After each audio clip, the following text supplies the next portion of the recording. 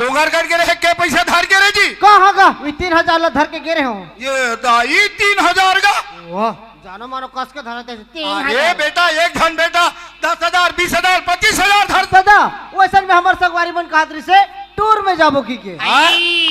काला कथे टूर रो अरे हम नहीं जाना वो तुम निशा पड़े हो दीतकार है तुम्हार जिंदगी कैसे तुम्हार चना कतिकन बाँचे एक कट्टा घर में मारे है ओमे के दू पहली निकाल डार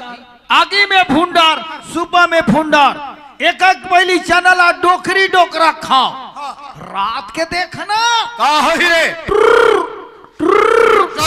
ये टूरा बेसरा में पड़ गए है वा